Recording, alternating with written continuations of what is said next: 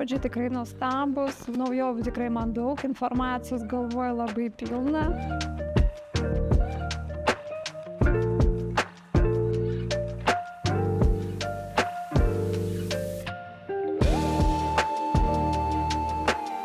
Kažkaip daug dalykų atsivėrė, iš esmės man pačiai.